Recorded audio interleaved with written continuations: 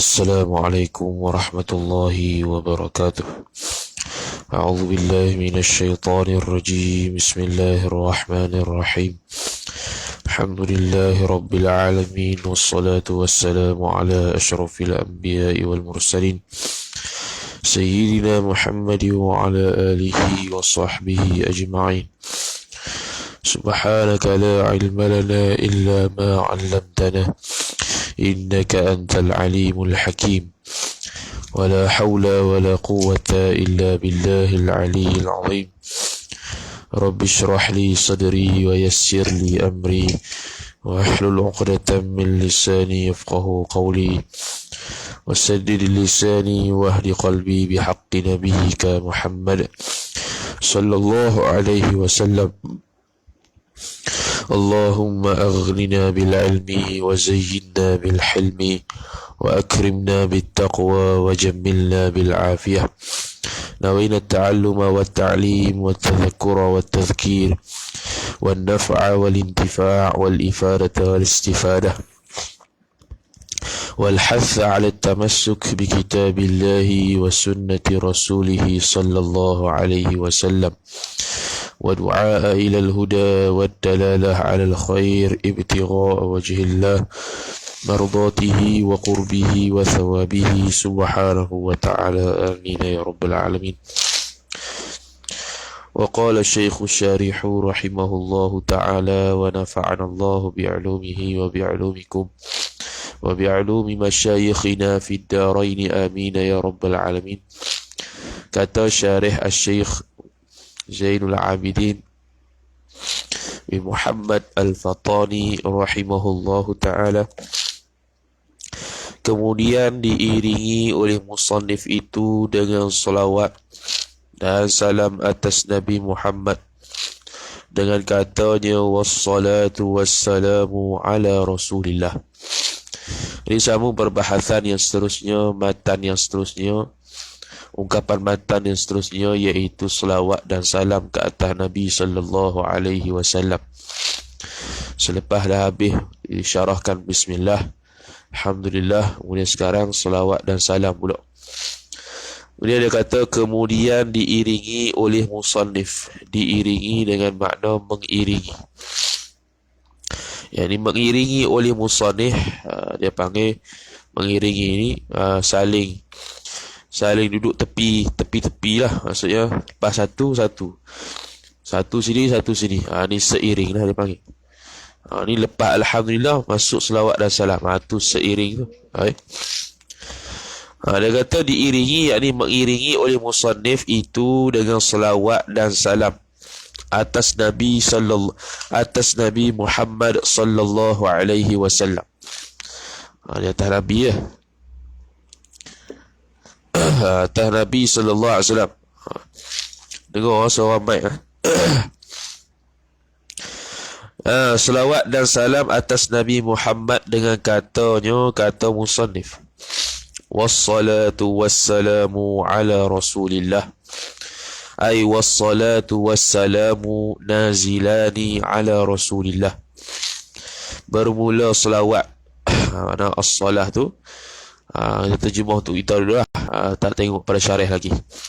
Bermula selawat dan salam itu, assalamu ataf kepada as-salatu, salatu tada, ala ta'aluk satu mahzuh khabar taqdiruhu nazilani, turun kedua-duanya, ala Rasulillah, Rasuli jar majrur wa huwa mudhaf, Allahi mudhaf ilaih. Apa maksud dia?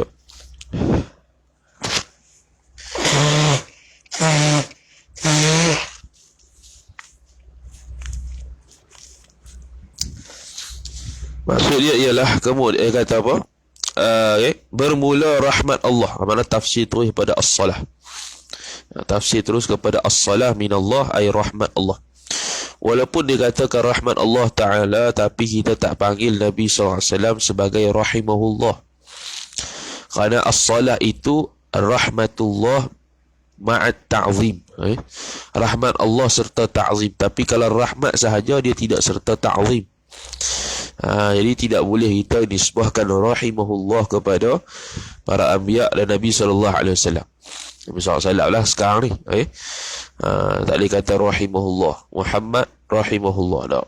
Dia kata sallallahu alaihi wasallam. Salla tu daripada Allah makna rahmat. Walaupun makna rahmat, tapi rahmat dia bita'zim, serta ta'zim. Adapun rahmat biasa tidak serta ta'zim. Kau nampak kurang situ. Sebab tu tak boleh rahimahullah. Bermula rahmat Allah dan salamnya salam Allah, yakni kesejahteraan Allah Ta'ala bagi, itu atas Rasulullah, yakni turun kedua-duanya atas Rasulullah sallallahu alaihi wasallam. Jadi bila kata Rasulullah, Rasulullah ni banyak. Rasulullah tu umum. Rasulullah Musa boleh, Rasulullah Nabi Isa boleh, Nabi Yunus boleh dan sebagainya. Dah lepas tu hak ni Rasulullah mana satu? Kau dah kata yakni Rasulullah di sini Nabi Muhammad sallallahu alaihi wasallam. Dan begitulah itlaqnya bila kita sebut Rasulullah, maka dia ghaliknya akan kembali kepada Nabi sallallahu alaihi wasallam. Nabi Muhammad sallallahu alaihi wasallam. Kalau nabi-nabi lain dia akan sebut nama Musa, Isa. Tapi bila Rasulullah tu itlaq dia kepada Nabi Muhammad sallallahu alaihi wasallam. Kata syarih rahimahullahu ta'ala, sungguhnya mendatang ia musannif. Bawa datang, mendatang makna bawa datang. Bawa datang ta'aluk dengan selawat atas Nabi sallallahu alaihi wasallam. Selawat ta'aluk atas. Kerana apa? Kerana warid. Warid datang dalil daripada hadis Nabi sallallahu alaihi wasallam. Warid datang dalil lah, datang nas. Itu asal usul kenapa musannif letakkan selawat dan salam. Mana warid dia? Iaitu hadis Nabi sallallahu alaihi wasallam, man shalla alayya fi kitabin lam tazalil malaikatu tastaghfiru lahu ma dama ismi fi dhalikal kitabi. Man shalla man syartiyah. Salla ay salla man, tu aid dia. Salla silah dia, silah man. Salla ta'alu ala, ay alayya. Alayya ay ala Nabi sallallahu alaihi wasallam. Alayya jar majrur. Fi kitabin jar majrur. Lam tazalil malaikah. Madri man salla alayya fi kitabin lam tazalil malaikah. Tu jawab dia. Lam tazal, tazal tu hilang, lam tu tidak hilang, makna sentiasalah oleh malaikat itu. Al-malaikatu isim lam tazal. Tastaghfir khabar lam tazal. Tastaghfiru lahu liman. Beristighfarlah ia malaikat, bagi mustatir ia daripada malaikat, lahu liman bagi orang tersebut. Bila mada masmi, selama mana kekalah oleh selama mana kekalah oleh namaku fi dhalikal kitabi, pada demikian kitab. Ini ma tu masdariyah zarfiyah lah, ay muddata dawam ismi. Zarfiyah masdariyah, ay muddata dawam ismi, selama mana berkekalanlah nama aku itu, fi dhalikal kitabi, pada demikian kitab. Tapi hadis ini disebut oleh Baba Qutaibah Rasyidi radhiyallahu taala anhu. Hadis ini daripada Abi Hurairah radhiyallahu taala anhu. Akhrajahu At-Tabrani fil Awsat. Telah keluarkan akan dia akan ini hadis oleh At-Tabrani dalam kitab Al-Awsat. Jilid yang kedua, muka surat 232, nombor 1835. Qala Al-Haythami, telah berkata oleh Al-Imam Al-Haythami, jilid yang pertama, muka surat 137, fihi Bishrun ibnu Abid Ad-Darasi. Ada satu perawi namanya Bishr bin Abid Ad-Darasi, kazzabahu Al-Azdi wa ghairuhu. Telah mengkazabkan akan dia, akan perawi tersebut oleh Al-Azdi dan selainnya. Mana ada dalam sanad hadis ini tak ada masalah. Jadi sanad hadis ini ada masalah kerana ada perawi yang bernama Bishr yang telah dikazabkan, yang ini telah mendustakan, kizib ini. Di hadis ini taraf dhaif lah. Boleh jadi dhaif saja, boleh jadi dhaif jiddan. Dia tidak sahih lah. Habis. Artinya, arti sabda Nabi sallallahu alaihi wasallam, Barang siapa selawat ia barang siapa atasku atas Nabi di dalam kitab. Ini selawat di dalam kitab, tulislah. Niscaya sentiasa malaikat meminta ampun ia malaikat baginya bagi barang siapa selama ada namaku itu di dalam demikian kitab. Jadi selawat ia atasku dengan makna menulis selawat itu. Menulis selawat tersebut di atas kitab dia, maka selama mana ada selawat tersebut dalam kitab itu, maka sentiasalah para malaikat minta ampun bagi dia selama ada namaku dalam tu, dalam demikian kitab itu. Titik. Jadi ni hadis dhaif lah. Hadis sahih ke hadis hasan. Hadis yang dhaif. Boleh jadi dhaif jiddan kerana ada perawi yang kazzabahu, yang mengkazakkan dia. Itu berat tu.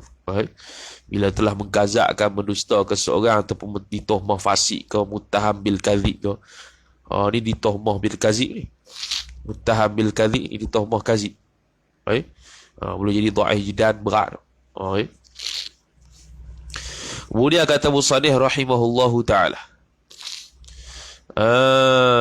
Mana tadi? Dan dihimpunkan salam dengan selawat, yakni menghimpunkan oleh musannif akan salam dan selawat itu kerana hendak melepaskan daripada makruh menunggalkan salah suatu daripada keduanya, kedua selawat dan salam. Jadi bila disebut selawat, Allahumma salli ala Sayyidina Muhammad wa ala alihi wa sahbihi wa sallim. Dia ada wasalli wa sallim, kerana ada selawat dan salam. Kerana Allah Subhanahu wa taala firman, ya ayyuhallazina amanu sallu alaihi wa sallimu taslima. Itu dalam Ta'liq Abu Qutaibah tu tulis dah. Dan pula kerana berdasarkan kepada firman Allah Ta'ala, innallaha wa malaikatahu yusalluna 'alan nabi ya ayyuhallazina amanu sallu alaihi wa sallimu taslima. Surah Al-Ahzab ayat 56. Itu tuntutan daripada dalil Al-Quran, iaitu sallu alaihi wa sallimu. Bukan selawat saja, maka wasallimu. Maka kalau kita ucap salah satu saja, maka hukum dia makruh. Makruh tu selama tiada tempat yang datang warid menunggal akan dia akan selawat ataupun salam tadi. Dia bawa mari satu ya. Dia bawa mari satu ya.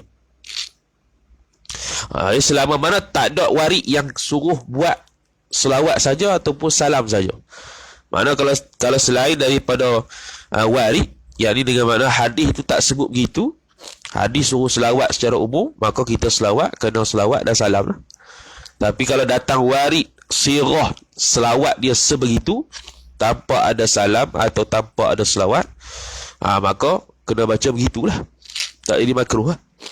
Maka dia kata, ada pun jikalau datang warid, ini warid daripada hadis, dengan menunggalkan selawat dan salam tadi. Menunggalkan dengan mana selawat saja atau salam saja, maka tiada makruh menunggalkan selawat dan salam. Semalam kita suruh buka I'anatul Talibin. Kalau kita punya cetakan ni, jilid 1, cetakan Darul Kutub Al-Islamiyah, jilid yang pertama, Hasyiah I'anatul Talibin, muka surat apa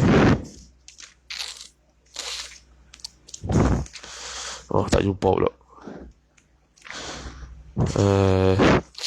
Kalau saya muka surat 26. Tengok dekat hasyiah tu, dekat qauluhu ay taslim tu, bawah sikit tu dia kata, wa syurutu karahatil ifradi 'inda al-qaili biha thalathatun. Wa syurutu karahati, dan bermula syarat-syarat makruhnya al-ifradi, menunggalkan selawat atau salam, 'inda al-qaili, di sisi orang yang berkata, biha, dengan selawat itu, salah satu, 3. Khabar bagi syurut tu ada 3 tempat yang mana kalau ifradkan selawat ataupun salam makruh. Pertamanya, ayyakunal ifradu minna, bahawa adalah berlaku ifrad itu, kainan minna, adalah ia daripada kita. Minna ta'aluk suatu mahzuf, khabar yakun. Al-ifradu isim yakun. Dia daripada kita. Maka hukumnya makruh. Fala yukrahu dhalika, ay dhalikal ifradu, tidak dimakruhkan demikian ifrad itu fi thana'illahi wal malaikati wal anbiya'i, pada puji pada Allah Ta'ala dan para malaikat dan para anbiya, ka qawlihi ta'ala, seperti firman Allah Ta'ala, inna allaha wa malaikatahu yusalluna. Dia sebut yusalluna, walam yaqul wa yusallimuna, dan tidak sama sekali berfirman oleh Allah Ta'ala wa yusallimuna, dia tak kata gitu. Untuk Allah Ta'ala dia kata, iaitu Allah Ta'ala dan malaikat, dia kata yusalluna ala nabi. Tapi bila khitab kepada manusia, ya ayyuhalladzina amanu sallu alaihi wasallimu, dia ada wasallimu di situ. Itu tak khusus untuk orang mukmin. Adapun Allah dan malaikat tidak perlu selawat, tidak perlu salam pun tak apa, kerana memang begitu. Yang pertama. Yang kedua, wa ayyakuna fi ghairi ma warada fihi al-ifrad. Ini dalam Aqidatun Najih tu. Wa ayyakuna, dan bahawa adalah ia ifrad itu fi ghairi ma warada fihi al-ifrad, pada selain daripada barang, yakni hadis yang datang ia barang, yang datang ia padanya pada barang yakni hadis oleh al-ifrad. Dia tak datang secara ifrad. Kalau warid daripada hadis datang secara ifrad, maka baca gitulah. Maka tafri'nya fala yukrahu fima warada mufradan, maka tidak dimakruhkan fima warada mufradan, pada barang yang ada hadis yang datang ia hadis itu mufradan, dalam keadaan mufrad, iaitu sama ada salam saja ataupun selawat saja. Salam saja ataupun selawat saja. Ka hadithin boleh, ka hadithi boleh. Kalau hadithin man qala tu badal. Kalau hadithi idhafat pada jumlah. Man qala yaumal jumu'ati, barang siapa yang telah berkata ia barang siapa pada hari Jumaat, 80 marratan, 80 nisbah kali, tamis. Allahumma salli ala Muhammadin abdika wa rasulika nabiyil ummi. Itu ya, salli, tak ada wasallim.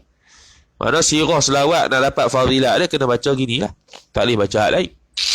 Allahumma salli ala Muhammadin abdika wa rasulika nabiyil ummi, ghufira lahu liman, diampunkan baginya, bagi man itu naik fa'il, dhunubu 80 sanatan, dosa 80 tahun. Jadi kalau nak dapat fadilat ni, dia baca sirah tu lah, tak boleh baca pandai-pandai tambah wasallim. Semasa tambah wasallam lah, ataupun wasallim sebab apa? Sebab takut ifrad. Ni yang warid. Nabi SAW suruh selawat begitu, maka begitulah.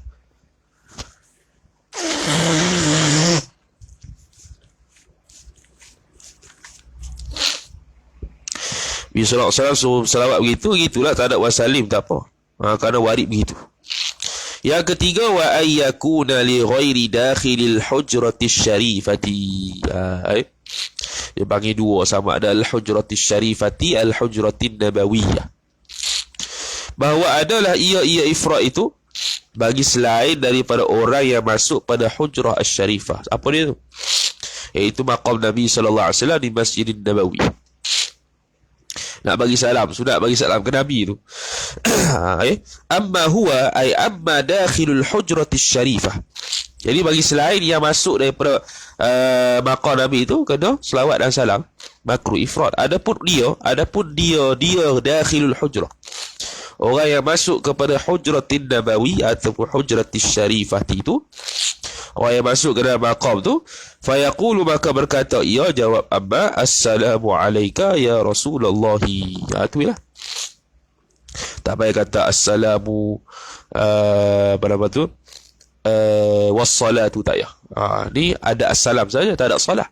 Tadi selawat tadi salli saja, tak ada wasallim. Salam dia lah. Wala yukrahu lahu liqtisaru, maka tidak dimakruh bahkan baginya, bagi man itu, oleh akan al-iqtisaru. Iqtisar ay iqtisar min as-salah was-salam, sama ada salam ataupun selawat ataupun salam. Dia hadkan iqtisar, dia tidak selawat dan salam secara sekali, bahkan selawat saja ataupun salam saja. Tapi hujratis syarifah dia bagi salam saja tanpa selawat. Assalamu alayka ya Rasulullah. Itu ialah, tak payah tambah wassalah. Dan ifrat tak apa. Sebab apa? Sebab tu orang yang masuk di dalam maqam Nabi sunat bagi salam begitu. Maka begitulah. Selain daripada tu makruh. Tu dobit tak situlah. Sebab akidatul Nabi sebut satu ya. Kemudian kata musannif rahimahullahu ta'ala, dan kata syarih rahimahullah, dan ketahui olehmu bahwasanya makna salah tu pada lughah itu ialah khabar doa, khabar bahwasa. Makna tu isim bahwasa. Pada lughah itu doa. Pada lughah mana mansub min azil khafid. Kalau lughah tu boleh i'rab 3. Satu mansub min azil khafid, satu tamyiz, satu hal. Tu di-i'rab oleh Syekh Muhammad Nawawi bin Umar Al-Bantani rahimahullah dalam Tijanud Darari. Boleh i'rab 3. Lughatan ay fil lughati, lughatan itu tamyiz, lughatan ay lughawiyan. Jadi ya nisbah jadi untuk jadikan hal. Tu dia kata doa. Tu pada lughah lah doa. Pada istilah tengoklah. Kalau sembahyang. Dan kata setengah, yakni kata setengah ulama, maknanya makna salah itu dengan nisbah bagi Allah itu rahmat. Rahmat. Tapi rahmat bukan rahmat saja-saja, rahmat bitta'zim, serta ta'zim. Arti nisbah bagi Allah tu rahmat tu ialah salawat itu, bermula salawat itu jika datang daripada Allah dinamakan rahmat. Maksudnya arti kalam tersebut, arti lagi, arti atas arti telah menurun oleh Allah Ta'ala akan kebajikan atas Rasulnya, Rasul Allah. Itu maksud dapat rahmat. Jadi rahmat bitta'zim. Kata Rasul, ar-rahmatu bitta'zim. Bukan rahmat saja-saja. Tu turun kebajikan, kebaikan atas Rasul. Itu maksud rahmat. Macam kita lah. Dalam kitab Al-Iqna'u fi halli matni Abi Syuja' datangkan hadis, siapa-siapa yang menjaga sembahyang sunat 4 rakaat sebelum asar, maka diturunkan rahmat atasnya. Au kama qala. Atau rahmat apa dia tu? Iaitu menurunkan kebajikan, kebaikan ke atas dia pada hari itu. Dan jikalau datang daripada malaikah dinamakan istighfar, iaitu menuntut ampun. Dan jikalau datang daripada manusia dan jin dan lainnya, lain daripada manusia dan jin, apa lain tu? Bayan daripada kayu dan batu, dinamakan doa. Jadi dia atas pandangan Syekh yang mengambil pandangan as-salah tu boleh bagi pada 3.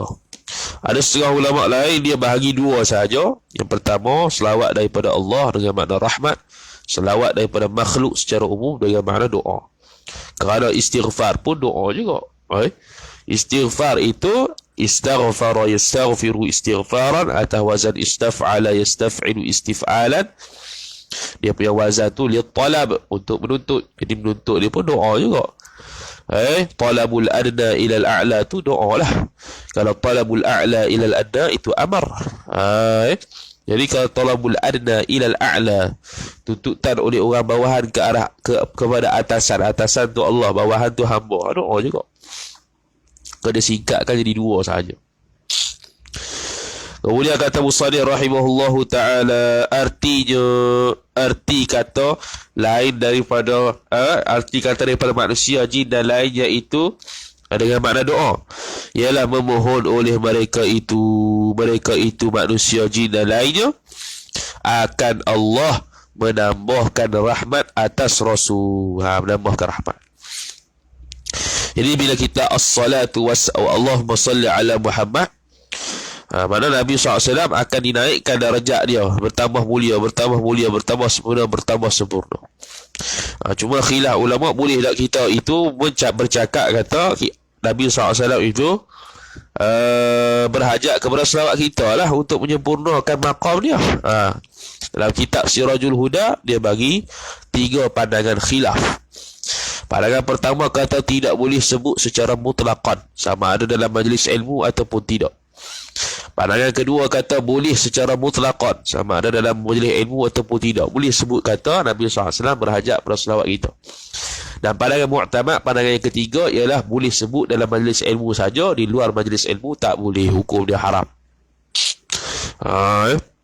Kerana perkataan tersebut mencacatkan kedudukan Nabi SAW sebagai Nabi, kerana seolah-olah dia berhajat pada kita.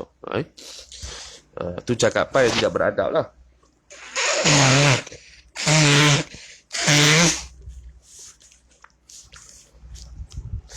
Habis. Faidatun ay hadhihi faidatun. Faidatun khabarun li mubtada'in mahdhuf taqdiruhu hadhihi. Bermula qaul yang sahih. Bermula qaul yang sahih. Oh, tak ingat weh.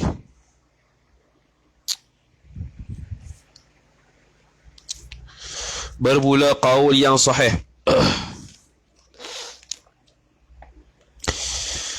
Sagilah. Bermula qaul yang sahih bahwasanya Nabi sallallahu alaihi wasallam beroleh manfaat. Mana qaul yang sahih, mana ada qaul yang dhaif. Saya ini sebut belaka. Maka bahwasanya Nabi sallallahu alaihi wasallam beroleh manfaat ia Nabi sallallahu alaihi wasallam dengan selawat umat atasnya, atas Nabi sallallahu alaihi wasallam. Seperti anbiya yang lain juga. Dia berhajat atas pandangan saya, atas pandangan saya. Tapi menurut pandangan mu'tamad hanya boleh disebut dalam majlis ilmu sahaja. Kita baca kitab, kita orang gitulah. Sebab kita doa ke Nabi, bila doa ke Nabi, mana seolah-olah Nabi SAW ajak orang kita lah. Untuk meningkatkan darajat dia lebih sempurna, lebih sempurna. Dan kata qil, qala ba'dul ulama. Ini pandangan dhaif. Bermula manfaat itu kembali atas orang yang berselawat juga. Tiada, yakni tiada kembali atas Nabi SAW. Kata qil, kata pandangan dhaif, kata dak, selawat tu tuju faedah dia kembali kepada orang yang selawat lah, bukan kepada Nabi.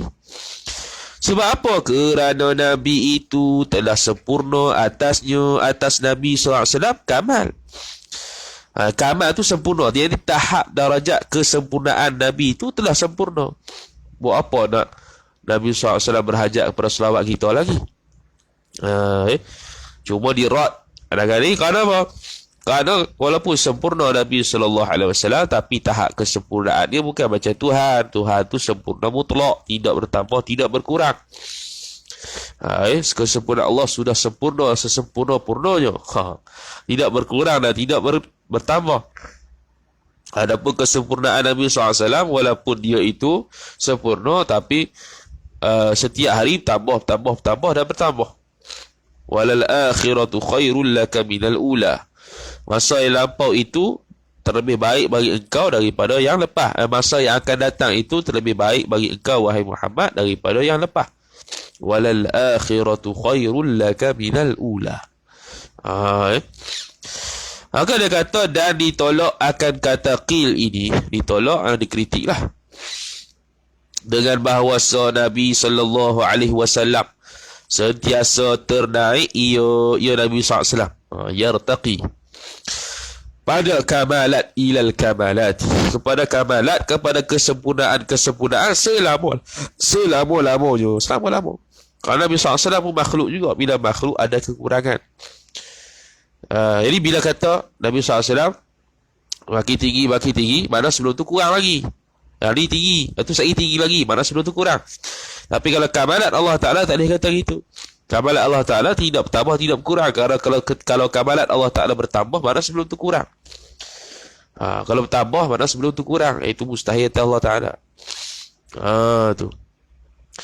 Kerana tiada daripada kamal, yakni tiada daripada kesempurnaan yang mutlak itu, melainkan di sisi Allah. Terlebih akmal, yakni terlebih sempurna, isim tafdhil itu, daripada Nabi sallallahu alaihi wasallam. Kalau Allah Ta'ala betul lah tak berhajat kepada siapa-siapa dah.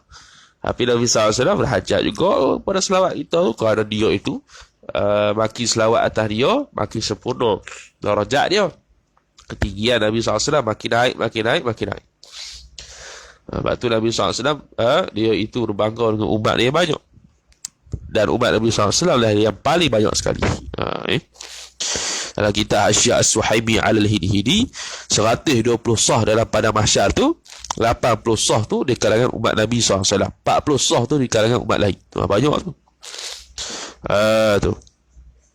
Seperti barang yang diisyaratkan bagi demikian itu, demikian mana? Demikian kata Nabi SAW itu, darajat kamalat dia itu makin meningkat dari satu masa ke masa yang lain. Bagi demikian itu kita rujuk kepada tu Nabi SAW sentiasa ternaik ia pada kamalat selama-lama. Tu kat atas dia ya. Demikian itu atas dia tu. Tunjuk arrow je lah. Dhamir situ. Dengan firman Allah Ta'ala, walal akhiratu khairul laka minal ula. Surah Ad-Duha yang 4. Artinya, arti firman Allah Subhanahu wa Ta'ala, dan hari yang kemudian itu terlebih baik bagi engkau ya Muhammad daripada hari yang dahulu. Yakni zaman yang kemudian, zaman yang akan datang, kemudian mana akan datang itu terlebih baik bagi Nabi daripada zaman yang dahulu, yakni yang sebelumnya. Akan datang sehari pukul 9, sekarang pukul 7, sebelum ni pukul 6. Pukul 9 sehari lebih baik daripada pukul 6 dari sudut darjat Nabi SAW. Makin banyak orang selawat, makin tinggi darjat Nabi SAW. Tu titik. Tetapi sungguh pun memberi, dia panggil istidrak lah. Dia panggil biasanya gini, biasanya na'am, ya, betul, tapi gitu. Syarat lah. Na'am, ya, betul dah gitu. Tapi tu dia panggil na'am. Tapi sungguh pun memberi manfaat selawat itu, selawat umat itu, umat Nabi sallallahu alaihi wasallam, akan Nabi sallallahu alaihi wasallam, akan Nabi itu maf'ulun bih bagi memberi manfaat lah. Tiada sayogianya dhamirul hali wasya'an. Kita sarihkan dengan demikian itu, demikian mana? Demikian memberi manfaat selawat atas Nabi. Demikian itu, demikian mana? Demikian memberi manfaat selawat Nabi atas Nabi tu. Tak boleh kita sarihkan dengan kita, dengan makna sarih ni lafaz dengan jelas. Cakap secara jelas Nabi itu berhajat pada selawat kita. Tu sarih. Tak boleh kita sarih melainkan dengan makna boleh. Tiada seyogia di sini dengan makna haram. Tiada seyogia di sini dengan makna hukum dia haram. Melainkan dengan makna sayogia, makna harus. Pada tempat belajar dan mengajar. Belajar mengajar boleh. Tu pandangan mu'tamad. Dalam Sirajul Huda dia keluarkan 3 pandangan tadi yang kita sebut. Ada yang kata pandangan pertama tak boleh secara mutlak, sama ada majlis ilmu ataupun tidak. Pandangan kedua boleh secara mutlak, sama ada majlis ilmu ataupun tidak. Pandangan mu'tamad harilah Aqidatul Najih ni. Titik. Dan adapun salam itu, maka maknanya habis solah. Ini salam pula. Dan bermula salam, dan adapun salam yakni bermula salam itu, maka jawab itu khabar. Maknanya makna salam itu ialah khabar bagi makna aman. Aman, sejahtera. Tu salam. Sejahtera titik. Bermula muradnya, apa maksud aman di sini? Aman banyak. Aman banyak, aman daripada mana? Tak jelas lagi. Maka dia kata bermula muradnya, murad aman tu, ini perkara yang dikehendaki dengan aman itu atas dirinya, atas diri Nabi, bukan, itu aman Nabi sallallahu alaihi wasallam daripada barang yang ketakutan ia Nabi sallallahu alaihi wasallam atas umatnya, umat Nabi sallallahu alaihi wasallam. Itu tafsiran pertama. Tafsiran pertama mengatakan bahawasanya aman di situ dengan mana Nabi SAW diamankan, diberikan keamanan kepada perkara yang Nabi SAW takut apa yang akan terjadi kepada umat Nabi SAW pada hari akhirat nanti. Tambah pada mahsyar, tempat yang picik ataupun tempat yang sibuk dengan urusan masing-masing sehingga tidak sempat untuk toleh ke kanan ke kiri. Lagu mana wallahu a'lam waktu tu, sampai tak sempat melihat aurat orang lain. Kalau ada yang bertelanjang, tak sempat nak tengok, punya sibuk je waktu tu. Jadi Nabi SAW bimbang, umat dia banyak masuk neraka ke syurga, bimbang. Kita relax dia bimbang. Itu maksud aman yang pertama. Kerana bahawasanya Nabi SAW, sebab apa kita tafsirkan kepada takut pada umat? Kerana Nabi SAW itu maksum, yakni terpelihara daripada dosa kecil dan dosa besar, walaupun sebelum dilantik jadi Nabi, terpelihara belaka. Dia beza dengan mahfuz, iaitu pada awliya sahaja, pada orang salih sahaja, iaitu terjaga juga, terjaga daripada dosa, bukan terjaga daripada bukan, dia bagi terjaga daripada berkekalan berada dalam dosa. Gitu. Sebab apa? Sebab dia pun buat dosa tapi dia cepat taubat. Itu mahfuz. Di mana dia terjaga daripada berkekalan berada dalam maksiat. Dia terjaga daripada berkekalan berada dalam situasi maksiat ataupun dalam keadaan maksiat. Kalau bila dia buat maksiat, dia selalu istighfar ataupun dia minta taubat kepada Allah Subhanahu wa taala. Itu mahfuz lah. Kita nak maksud tak boleh dah, mahfuz boleh lagi. Maka betapa takut ia Nabi SAW atas diri Nabi SAW. Maka betapa ni dia soal. Okey, kita kata Nabi SAW tu takut atas umat dia tu, bukan je atas Nabi. Kalau Nabi tu maksum, maka betapa bagaimana kita boleh kata takut ia Nabi atas diri Nabi SAW.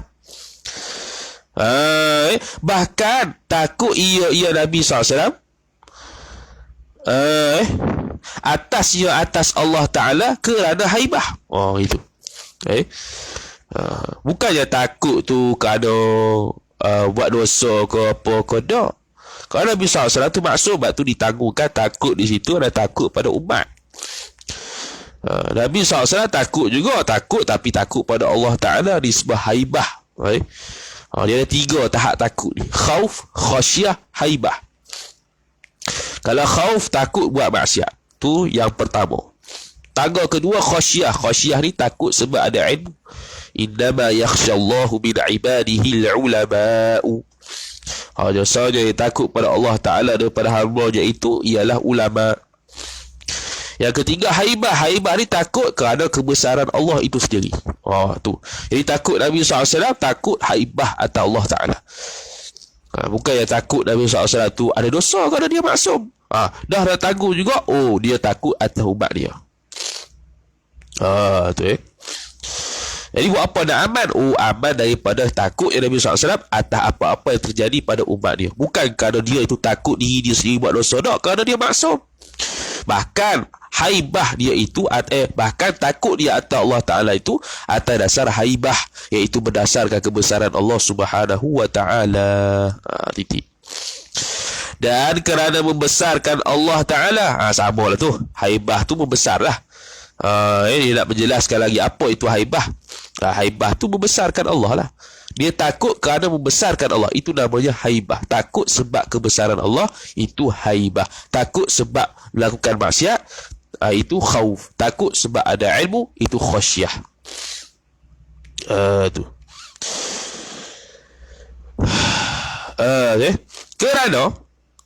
Kerana seorang itu, seorang tu isim kerana. Tiap-tiap tu khabar kerana. Kerana seorang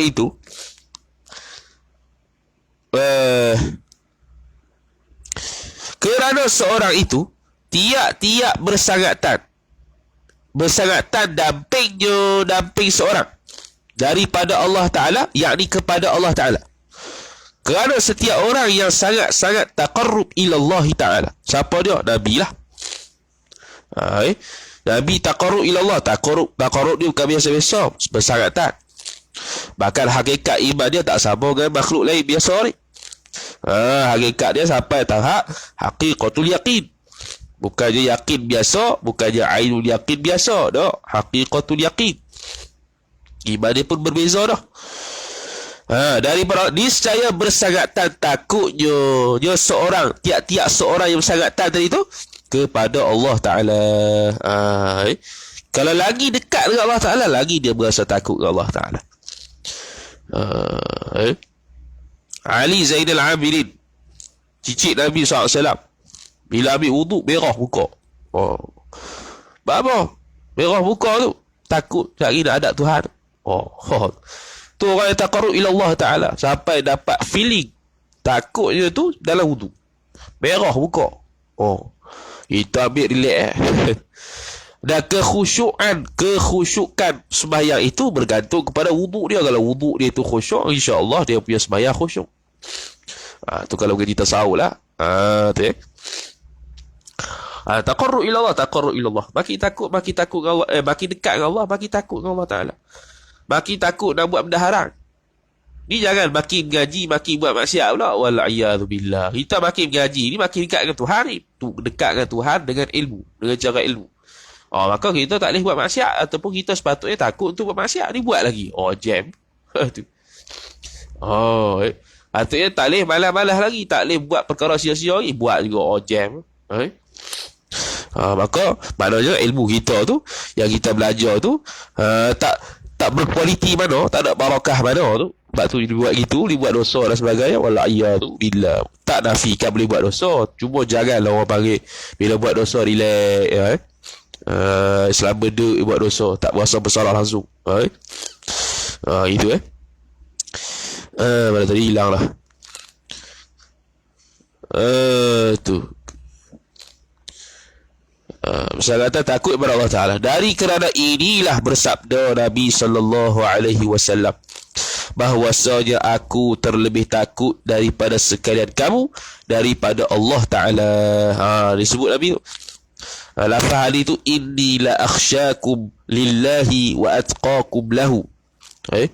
Inni sesungguhnya aku la akhsyakum, sangat-sangat takut, akulah yang paling takut, lillahi kepada Allah, wa atqakum, dan akulah yang paling bertakwa di kalangan kalian, lahu lillah, bagi Allah Ta'ala. Aku tu nak takabur dah untuk menyatakan hakikat lah. Untuk menyatakan hakikat, akulah paling takut dengan Allah Ta'ala.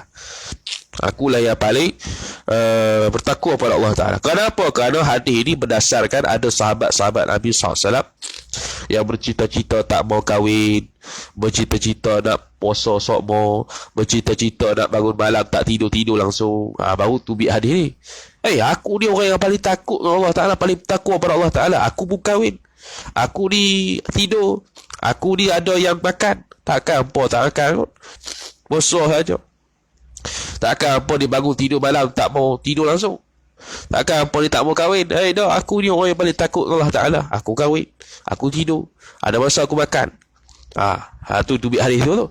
Inni la akhsyakum lillah lillah, betul lah, wa atqakum lahu.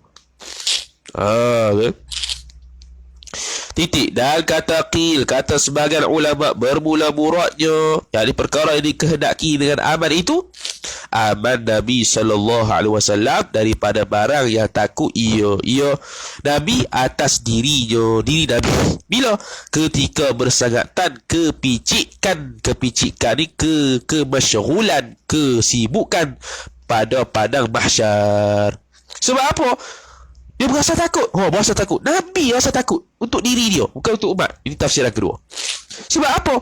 Kerana bahawasanya dhamirul hali wasya'an, bahawasanya Nabi SAW lupa ia Nabi akan ismah Nabi.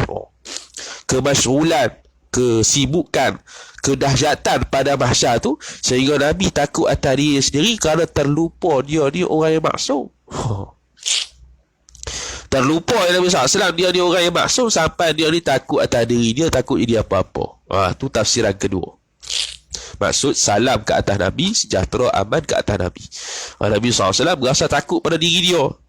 Kenapa? Sebab dia terlupa, kata dia ni orang yang dimaksumkan oleh Allah Subhanahu Wa Ta'ala. Maksum, tak pernah buat dosa besar, dosa kecil. Adapun ayat-ayat Quran, ataupun hadis-hadis Nabi sallallahu alaihi wasallam yang zahirnya kita dapat Rasul itu buat dosa, itu bukan dosa. Ulama akan takwil. Ulama akan takwil. Ulama akan takwil. Takwil macam-macam lah. Macam Nabi Adam AS tu, dia tengoklah tafsir Hasyiah As-Sawi ala tafsir Jalalain, dia takwil macam-macam. Nabi SAW makan buah khuldi, dia takwil bagi nampak bersih.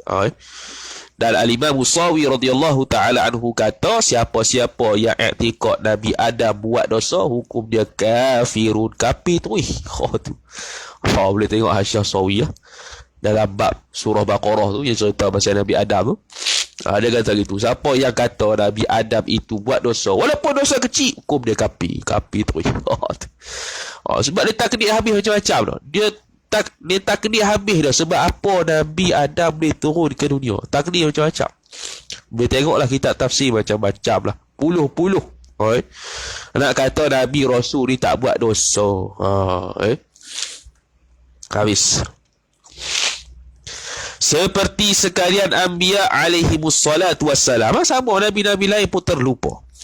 Dan telah mentafsir oleh setengah ulama akan salam itu dengan tahiyah. Tahiyah ni penghormatan. Setengah ulama ni tafsiran ketiga pula. Ni pandangan ketiga pula. Bukan makna aman, makna tahiyah, penghormatan. Dan bermula murad dengan tahiyah, perkara yang dikehendaki dengan tahiyah, penghormatan pada hak Allah Ta'ala serta Rasulnya, Rasul Allah Ta'ala itu, bahawa mengkhitab ia Allah Ta'ala akan Nabi dengan kalamnya, kalam Allah, sifat yang qadim. Tu tahiyah. Ada salam kepada Rasulullah, pada tahiyah, penghormatan kepada Rasulullah. Penghormatan tu dengan cara Allah Ta'ala berkhitab pada Nabi SAW dengan kalamnya yang qadim atas pandangan Mu'tamad Asy'ariyah. Tak pandangan Mu'tamad Asy'ariyah lah. Dia kata kalam Allah yang qadim itulah Nabi SAW dengar dan Nabi Musa dengar. Dengar lagu mana tak ada huruf, tak ada suara. Seperti mana kita melihat Allah nanti di akhirat, tidak berjisim, tidak berarah, tidak berwarna dan sebagainya, kita boleh terima. Maka kita kena terima juga kata sifat perkata Allah yang qadim itu Nabi dengar, walaupun tak ada huruf, tak ada suara. Itu dalam Tuhfatul Murid Syarah Jawharatul Tauhid oleh Al-Imam Ibrahim Al-Bajuri radhiyallahu ta'ala. Dia kata, kok mana boleh tak relevan, tak relevan? Tak relevan. Seperti mana kita melihat Allah Ta'ala tanpa berjisim, tanpa berarah nanti di akhirat. Yang di akhirat kita boleh terima, begitu juga kita boleh terima kata sifat perkata yang qadim itulah yang Nabi SAW dan Nabi Musa nyata pada sifat, nyata pada diri mereka. Dengar sifat pendengar Allah Ta'ala yang qadim tu, tahu lagu mana hakikat, wallahu a'lam. Cuma kita kena terima. Itu atas pandangan Mu'tamad Asy'ariyah lah. Habis tu lagi akan datanglah sifat kalam tu. Dia akan hurai situ lah.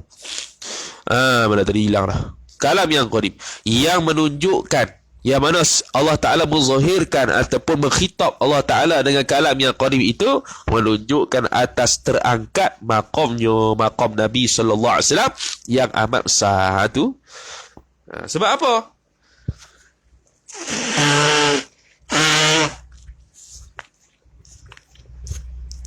Sebab tak semua cakap dengan Allah Ta'ala. Tak semua cakap dengan Allah Ta'ala. Semuanya kebanyakannya berdasarkan wahyu. Berdasarkan malaikat Jibril, wahyu pula dah. Berdasarkan malaikat Jibril, wasitah malaikat Jibril, tidak. Nabi SAW wasitah dengan malaikat Jibril pun ada, cakap direct dengan Tuhan pun ada. Nabi Musa cakap direct dengan Tuhan dia, Jibril tak ada. Dia kalimullah, cakap direct tu je. Kalau Rasulullah Habibullah, Ibrahim Khalilullah, Isa Ruhullah. Tu gelaran-gelaran dia. Besar titik habis. Dan ketahui olehmu bahawasanya Rasul itu, maknanya Rasul itu pada lurah yang dibangkitkan. Tu Rasul lah. Ataupun yang diutuskan. Tu bangkit lah. Tu Rasul pada lurah, maknanya ialah yang dibangkitkan. Seseorang yang diutuskan. Tu Rasul. Lepas tu Mursalin, yang diutuskan.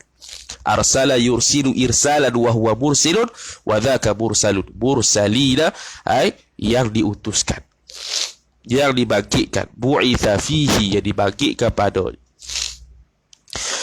Daripada satu tempat kepada tempat yang lain. Ini macam postman tu lah. Dia diutuskan untuk pergi ke tempat yang lain. Dia panggil mursal ataupun rasul. Tu pada lughah. Dan pada istilah ialah manusia satu. Maka terkeluarlah muhtarizatnya jin, malaikat dan sebagainya. Jadi takrif ni dia kena kembali pada mantik lah. Jinsun wa faslun dan sebagainya. Jadi bila sebut manusia, terkeluarlah muhtarizat yang lain, iaitu malaikat, jin dan sebagainya. Tak ada lah. Mana manusia ya yang diwahyukan. Lagi pula manusia itu lelaki lah. Biasanya akan ditafsir gitu, lelaki, untuk keluarkan hak perempuan. Itu yang zahirnya nampak macam Nabi perempuan, tapi bukan. Yang diwahyukan kepada manusia tadi dengan syarak. Bukan wahyu benda lain, wahyu syarak saja. Yang beramal ia manusia tadi dengan syarak, dan disuruh akan manusia tadi dengan menyampaikan syarak itu. Itu rasul. Ya, rasul ni dia sifat dia beramal syarak dan menyampaikan kepada umat. Itu rasul pada istilah. Cuma dia tak tulis lelaki di situ. Boleh tambah sikit lah.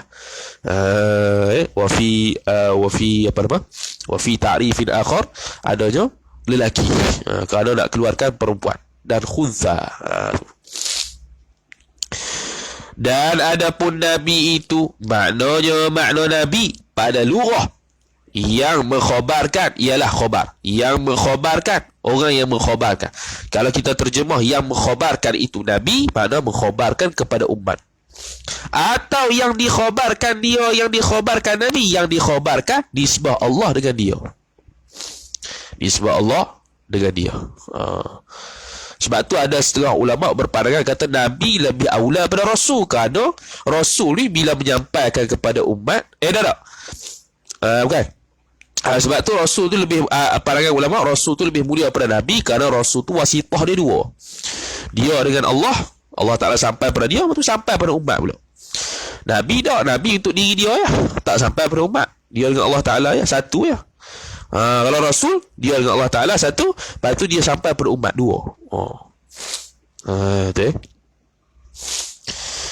Tadi. Dan adapun nabi itu pada lughah yang mengkhabarkan atau yang dikhabarkan dia.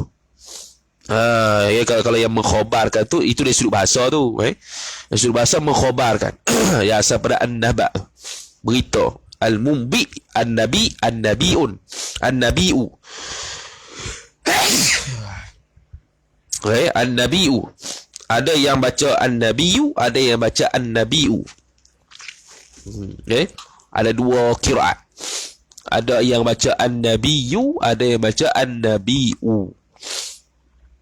Boleh tengoklah qiraat lah. Ada yang baca nabiyu, ada yang baca nabiu. Kalau nabiu dia jadi panjang lah. Nabiu. Ada yang nabiyu. Nabiu tu ambil pada nabak, berita, khabar. Dan makna nabi pada istilah manusia, terkeluarlah jin, manusia dan sebagainya, yang diwahyukan kepada manusia dengan syarak, yang beramal ia manusia dengan syarak, dan jikalau tiada disuruh akan manusia tadi dengan menyampaikan sekalipun. Maknanya kata apa ni? Royah ni. Ayah ni nak menunjukkan bahawasanya setiap rasul itu nabi, bukan semua nabi itu rasul. Setiap nabi itu tak semestinya rasul itu pasti nabi. Alaqah dia apa? Alaqah umum khusus mutlak. Dia kata apa? Dia maka tiap-tiap rasul itu nabi, dan tiap-tiap nabi itu rasul. Tiap-tiap rasul itu nabi, dan bukan tiap-tiap nabi itu rasul. Ini dia panggil An-nisbatu bainal kulliyaini. An-nisbatu dalam mantik lah. An-nisbatu bainal kulliyaini. Penisbahan antara dua perkara kulli. Penisbahan antara dua perkara kulli ni terpecah kepada dua. Bukan dua lah. Kita kata terpecah kepada 4. Dia 3 sebenarnya. Yang tiga ni pecah 2. Jadi 4 lah. Dia panggil an-nisbatu bainal kulliyaini. Yang pertama dia panggil at-tabayun al-kulli. Dia panggil apa? At-tabayun al-kulli. Ni kalau ngaji Allah faham jumpa dah ni. At-tabayun. Tabayun ni apa? Beza. Berbeza pada mafhum dan masadak. Berbeza pada mafhum dan masadak. Contoh dia apa dia? Manusia dan kuda. Tu tabayun tu. Beza tu. Mafhum beza. Mafhum dia apa? Mafhum dia manusia hayawanun naqti. Kuda tu hayawanun sahid. Masadak beza juga. Manusia tu ada Ahmad, Mamat, Sahil apa? Kuda tu lain. Walaupun ada nama pun bentuk kuda lah. Ini bentuk manusia. Lain mafhum dengan masadak. Maka dia panggil tabayun kulli. At-tabayun lah dia panggil. Yang kedua panggil at-tasawi. Tasawi ni sama. Sama. Mana contoh dia? Contoh kita nak gandingkan insan dengan natiq. Insan dengan natiq. Insan dengan natiq. Natiq tu ada pada insan, insan tu ada pada natiq. Tak akan dipanggil natiq melainkan pada insan. Dan insan tu antara juzuk dia adalah natiq selain pada hayawan. Tu tasawi. Contoh Ahmad. Ahmad tu kita panggil insan dan kita panggil dia natiq. Tasawi tu. Natiq ada pada insan, insan pun ada pada natiq. Insan tu hayawanun natiq. Ada tak natiq? Ada. Natiq tu ada insan, ciri-ciri insan. Hanya pada insan ni, tak ada pada lain. Natiq. Tu tasawi. Yang ketiga pecah 2. Satu dia panggil umum khusus mutlak. Yang kedua dia panggil umum khusus biwajhin. Ni dia panggil dia panggil sebagai at-tabayun al-juz'i. Dua ni dia panggil at-tabayun al-juz'i. Yang pertamanya umum wa khususun mutlak. Yang kedua dia umum wa khusus min wajhin. Senang saja. Umum khusus mutlak macam ni lah. Umum khusus mutlak kalau kita buat bulatan. Ni contoh bulatan. Dia ada bulatan kecil di dalamnya. Mana bulatan besar ni ialah umum, bulatan kecil tu khusus. Contoh kalau disebut Rasul dengan Nabi tu, bulatan besar tu Nabi, bulatan kecil tu Rasul. Makna setiap Rasul itu Nabi, tak semua Nabi itu Rasul. Itu khusus, umum khusus mutlak. Umum khusus min wajhin, dua benda yang juz'i, yang juz'i, tapi ada benda yang sama, ada benda yang tak sama. Ada benda yang sama, ada benda yang tak sama. Dia akan jadi alaqah, dia berbentuk gini. Dia bulat-bulat. Tengah-tengah tu ada yang bertuh. Dia akan berbentuk gini. Yang tengah-tengah, bulatan ni dengan bulatan ni apabila bertemu, yang tengah-tengah ni, itu dia panggil, contoh kita kata khatamu hadidin. Cincin besi. Perkataan cincin dengan besi. Cincin besi. Umum khusus min wajhin. Mana? Iaitu bukan semua cincin itu besi dan bukan semua besi itu cincin. Mana apa? Ada yang besi diperbuat menjadi cincin. Ada tak? Ada. Hak tu yang bertemu tu. Hak bertemu antara dua benda, cincin dengan besi. Bila bertemu, hak tengah-tengah yang bertemu antara dua bulatan tu dengan mana ada cincin daripada besi, ada besi daripada cincin. Dan ada tak besi yang bukan cincin? Ada juga. Ada tak cincin yang bukan besi? Ada juga. Itu umum khusus min wajhin. Tapi hak ni umum khusus mutlak. Tu tabayun juz'i. Kalau tabayun kulli, tabayun kulli dengan tasawi. Tu tabayun kulli satu, tasawi satu. Kalau tabayun juz'i ada dua. Pertama umum khusus mutlak, umum khusus min wajhin. Kemudian kata musannif rahimahullahu ta'ala, dia kata apa? Tu kata tu. Tiap-tiap. Paroklah semua ni.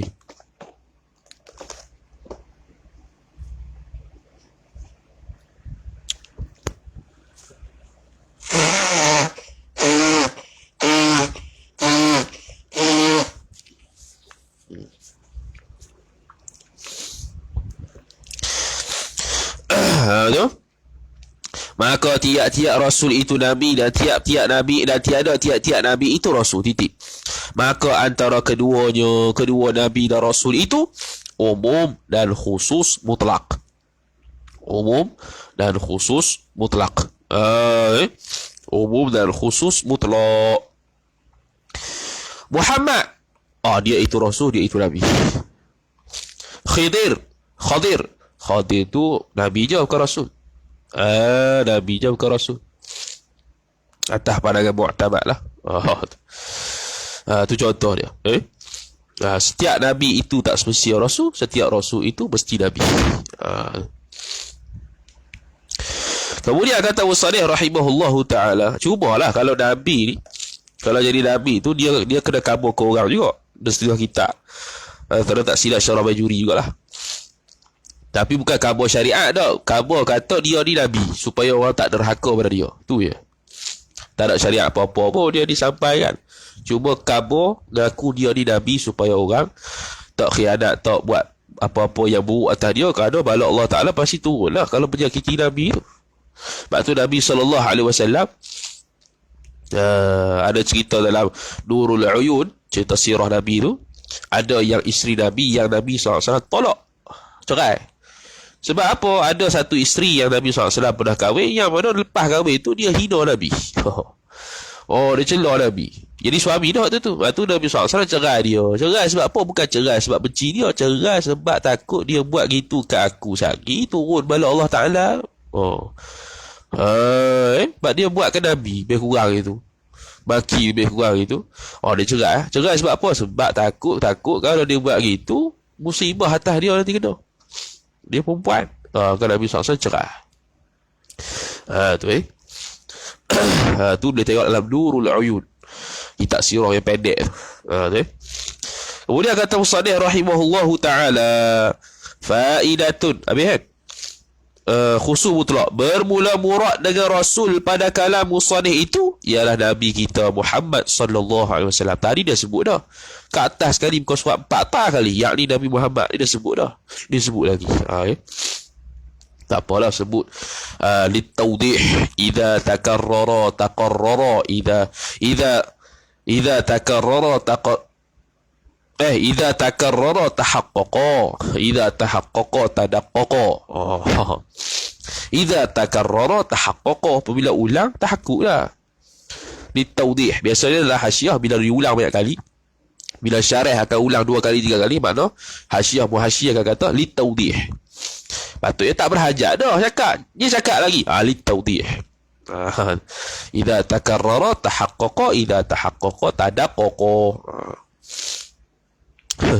Idza takarrara tahaqqaqa, bila ulang-ulang dia tahakkuk. Bila dah tahakkuk, terhengguk-hengguklah ia. Tu Bapak Ismail sepanjang. Tadaqqaqa terjemah terhengguk-hengguk. Memang faham sungguh lah. Sampai terhengguk-hengguk kepala tu. Memang faham sungguh lah tu. Tu. Faidatun ay hadhihi faidatun. Bermula ini satu faedah. Bermula mengucap bismillah dan alhamdulillah dan selawat dan salam atas penghulu kita. Demikian lagi mengucap 2 kalimah syahadah. Alhamdulillah, selawat, salam, bismillah, mengucap 2 syahadah. Dan doa bagi 2 ibu bapa. Doa 6. Ibu bapa kita lah. Maka sekalian itu sunat jua pada mazhab imam kita Syafi'i. Sunat lah kau. Bukan sunat mutlaqan ni, sunat di luar sembahyang lah. Dalam sembahyang bismillah wajib dalam Fatihah, alhamdulillah wajib dalam Fatihah, selawat salam wajib pada tasyahud akhir. Ni di luar sembahyang. Kena tulis sikit. Kan kata mutlaq pula susah. Tak sebut sini. Tu. Sunat. Cuma je walaupun sunat, doa mak pak tu berdoa lah tiap-tiap hari. Tu. Ini tentang sunat ke? Allah, tunggu tu imam baca Allahumma ghfir lana baru kita amin. Oh, jam. Tu melainkan mengucap bismillah dan selawat dan 2 kalimah syahadah. 3 tu pada tiap-tiap sembahyang. Tu mazhab Syafi'i lah. Maka iaitu bismillah, selawat dan 2 kalimah itu wajib. Titik. Wajib lah. Dalam sembahyang wajib. Dia dah tulis dah, tak apalah. Dah wajib sembahyang. Kalimah syahadah pada tasyahud akhir, selawat dan salam pada tasyahud akhir. Kalau pada kunut tu sunat je, sunat hai'ah. Sunat ab'ad. Bismillah pada Bismillahirrahmanirrahim pada Al-Fatihah. Dan bismillah tidak disunatkan baca sebelum tasyahud. Ada orang pernah tanya dulu. Sunat dah kalau baca bismillah ke mana? Tak sunat baca bismillah. Disebutlah ibarat kita. Tak sunat baca bismillah sebelum tahiyat. Dan tak sunat juga baca bismillah yang mana kalau dia itu zikrun mahdhun, semata-mata zikir. Contoh, la ilaha illallah. Kita nak start zikir la ilaha illallah, sunat nak start dengan bismillah? Tak payah, sebab memang tu zikir mahdhun, zikir semata-mata. Maka bila zikir semata-mata, tak payah mula dengan bismillah. Tak payah mula bismillah. Takbir mayang, tak payah mula bismillah. Bismillahirrahmanirrahim. Allahu akbar, tak payah. Kecuali baca surah Qul a'udzu birabbin nas yang kita sebut. Sebab apa? Sebab permulaan sembahyang ialah dengan Allahu akbar. Syarak telah tentukan Allahu akbar, bukan bismillah. Bukannya jangan baca bismillah. Tak ada apa baca bismillah tu. Tak dapat pahala, tidak ada tuntutan syarak tu baca bismillah. Kecuali kalau bukan zikir mahab. Macam zikir semata-mata, bukan zikir semata-mata. Ada contoh apa? Quran. Quran disunatkan kerana dia bukan zikir semata-mata. Quran tu zikir tapi bukan zikir semata-mata, kerana ada cerita, sirah dalam tu, ada perintah larangan dalam tu. Mana dia bukan zikir semata-mata. Maka dimulai dengan bismillah. Tu.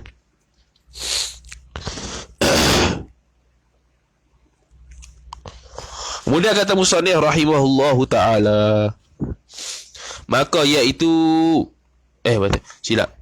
Maka iaitu wajib, titik. Bersalahan pada mazhab Imam Malik, maka mengucap yang demikian itu, yakni mengucap tadi itulah bismillah, alhamdulillah, selawat dan salam dan sebagainya, itu wajib pada seumur hidup sekali. Itu mazhab Imam Malik.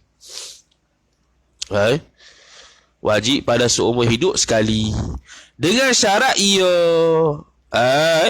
dengan syarat nak kata nak bagi bebas hak wajib tu lagu mana? Dengan syarat ia seorang tu niatkan yang wajib atas orang. Kena niat wajib mazhab Imam Malik.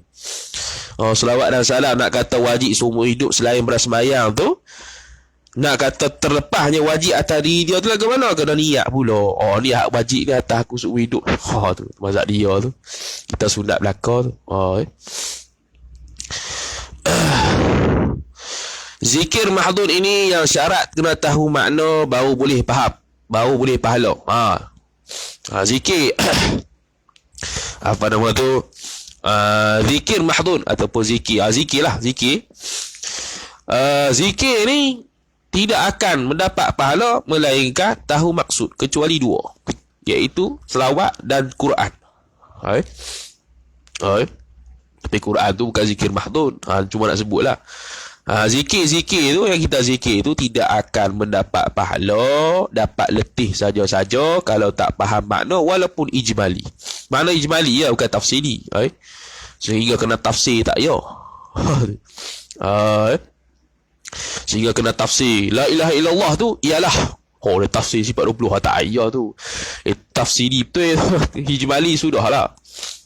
Contoh subhanallah, subhanallah ni nak mensucikan Tuhan. Sudah. Apa-apalah secara ijmali, baru dapat pahala. Ni tak faham satu habuk, tak faham, dapat letih lah. Kecuali Quran tak faham, dapat kau. Selawat tak faham, dapat kau. Habis. Kemudian kata musannif rahimahullahu ta'ala, tanbihun, ay hadha kalamun munabbihun liman ghafala. Bermula hukum. Ni kita dah sebut dah hukum ni, kita baca laju lah. Hukum bismillah ni kita syarah dah dulu. Bermula hukum mengucap bismillah itu 4 wajah. Sebenarnya 5. Tak apa. Ada kalanya wajib, ada kalanya mengucap bismillah tu wajib khabar. Dan ada kalanya sunat, ada kalanya haram, dan ada kalanya mengucap bismillah tu makruh. Harus tak ada. Tambah satu lagi harus. Dalam kitab Hasyiah I'anatul Talibin harus. Contohnya apa? Iaitu mengangkat barang. Harus tu. Angkat kitab tu daripada kanan ke kiri. Bismillah harus. Sini dia tak sebut harus. Dia ada 4. Maka dia tafsir satu. Ni kita dah tafsir lah, kita tak ada masalah lah, baca lah. Maka yang wajib itu bismillah pada membaca Fatihah di dalam sembahyang. Titik. Itulah makruf. Ini mazhab Syafi'i lah. Mazhab Maliki tak wajib, dia tak ada bismillah. Dia tak payah baca bismillah. Dan yang sunat, yakni dan yang sunat itu segala pekerjaan yang dicita-cita pada syarak, padahal bukan zikir semata-mata. Bukan zikir semata-mata. Contoh Quran syarak suruh sunat baca bismillah, bahkan sunat baca ta'awudz sebelum tu. Dia bukan zikir semata-mata. Ada pun zikir semata-mata tak sunat lah. Contoh takbir dalam sembahyang, ataupun khutbah Jumaat start alhamdulillah, bukan ingat bismillah, tak payah bismillah. Tak sunat tu. Dan tiada syarak tuntut suruh mulai dengan yang lainnya, yang lain pada bismillah. Tapi kalau tuntut syarak mula yang selain bismillah seperti khutbah, alhamdulillah, tak payah bismillah. Kalau dituntut memang baca bismillah ya, baru baca bismillah. Dimulai dengan bismillah, baru baca bismillah. Tapi kalau tak ditutup baca bismillah, bahkan ada zikir lain yang menggantikan bismillah tu, contoh alhamdulillah pada khutbah, alhamdulillah teruslah, tak payahlah bismillah. Maka sunat dimulai dengan bismillah tadi tu. Kalau bukan zikir mahad semata-mata dan bukannya syarak suruh mula dengan selain bismillah, maka bismillah tu sunat lah. Tu. Dan yang haram itu segala pekerjaan yang haram zati. Macam semalam lah, haram zati. Memang dia punya suruhan tegahan itu haram kerana diri dia. Yakni bukan haramnya itu gharadi, aradi. Bukan gharadi tu, ada ghain tu. Bukan ghain, aradi. Boleh baca dua. Kalau bacaan cara macam ni, kalau eja gini baca aradiyun, kalau ada alif baca aridiyun. Itu sampingan. Maka haram kita mulai dengan bismillah seperti berzina. Titik. Haram. Ini kata haram ni jikalau tiada qasak menghinakan nama Allah. Lepas tu, dan jika ia seorang qasak yang demikian menghinakan nama Allah, niscaya jadi kafir ia. Ni yang kita kata dalam ta'liq hidayatul murid tu. Sedang tu. Dan yang makruh mengucap bismillah itu pada segala pekerjaan yang makruh, yang zati, dirinya itu makruh. Seperti melihat farah isteri. Kita pun pelik juga. Banyak kita sebut buat contoh makruh zati ni farah isteri. Kenapa dia tak buat melihat kemaluan sendiri? Hak tu kan lebih elok. Tak apa, ikut dia. Bahkanlah kita lain kata melihat ke dalam lubang farah isteri itu terlebih bersangatan makruh. Dalam Kifayatul Akhyar fi halli matnil ghayati wal ikhtisar. Melihat dalam lubang, lagi dalam dia lihat farah itu lagi makruh. Yakni makruh ni jika tidak berhajat. Kena qaid tu. Kalau berhajat tak makruh lah. Contoh berhajat berubat. Contoh berhajat syahwat lain lah tu.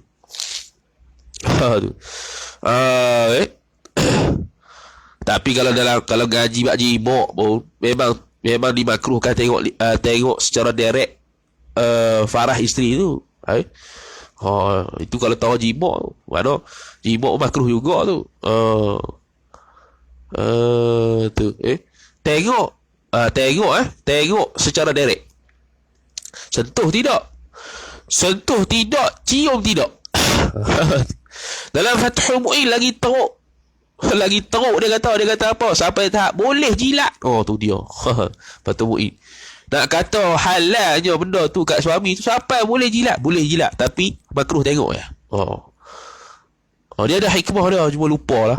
Tak ingat, kena merujaah semula. Hikmah kenapa? Antaranya kurang ingatan lah. Hak tu lah yang kita ingat. Ada lagi sebenarnya. Antaranya kurang kekuatan ingatan tu kurang. Tengok farah isteri ataupun kemaluan sendiri. Kalau dalam satu batal kalau berjilat sekali pun tak ada masalah, tapi tengok makruh. Itu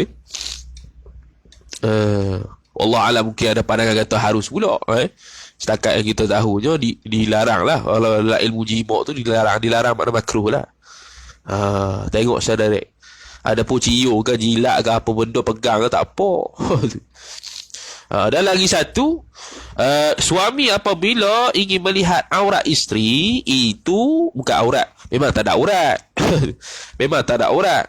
Maksudnya bukan farah isteri. Okey, melihat farah isteri, kita buh farah lah. Melihat farah isteri tanpa izin isteri boleh, tak ada masalah. Sebaliknya, kalau isteri ingin melihat zakar suami, kena minta izin. Dalam Kifayatul Akhyar fi halli matni ghayatil wal ikhtisar. Kena minta izin. Isteri kalau nak lihat zakar suami saya saja tak boleh lagi, kena izin. Tu disebut situ. Betul orang tanya pula. Dan kalau isteri tu saya saja nak main londeh kain lagu mana? saya nak londeh kain. Dia tak mau dia bukannya nak kata nak khianat apa nama tu, bukan nak kata dia nak tengok zakat suami tanpa izin tu tak. Dia saja main-main. Saja main-main tak apalah. Nak melawak ke ataupun muqaddimatul jima' ke, tu lain lah. Ni saya saja apa tahap tu kita pun tengok, kita pun baca terkejut juga. Kena izin pun ya. Baru tahu. Dululah baru tahu. Habis, maka makruh mengucap bismillah memulai melihat dia farah. Tak boleh. Kok bismillahirrahmanirrahim, makruh. Dan keluar dengan haram zati itu haram aradi, seperti mengambil wudu dengan air yang dirampas. Haram. Baca bismillah sunat. Baca bismillah sunat juga aradi ni. Ambil wudu wudu tu sunat bismillah. Bismillah sunat juga, walaupun dari sudut pandang yang lain haram dari sudut rampas air. Cuma ada bahas dalam kitab Ghayatul Wusul Syarah Lubil Usul, Syekhul Islam Zakaria Al-Ansari radhiyallahu taala anhu. Ni yang fiqh ambil aridi ni tidak menggugatkan, dia panggil apa? Maknanya aradi ni iaitu dia merampas air. Contoh dia rampas air, hukum dia haram. Dia tidak menggugat kepada, membawa kepada hukum baca bismillah pun haram tak, ataupun kesahihan sesuatu ibadat tak. Contoh dia kata, aku ambil sejadah kawan tu curi, aku pun sembahyang atas sejadah tu. Adakah sah bayang dia? Kalau gaji usul fiqh, dia ada bahas tu. Ada yang kata sah, ada yang kata tidak sah. Tidak sah tu kerana ditilik aridi juga. Yang kata sah tu kerana tidak tilik aridi, kerana aridi tu sampingan. Dan atas para muktamad tak payah tilik aridi lah. Tu.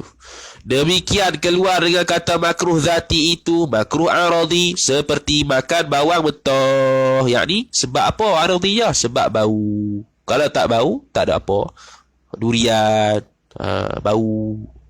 bau yang kata makruh aridi tu, bila tu makan bawang mentah, durian apa semua tu jadi makruh aridi tu, bila bau.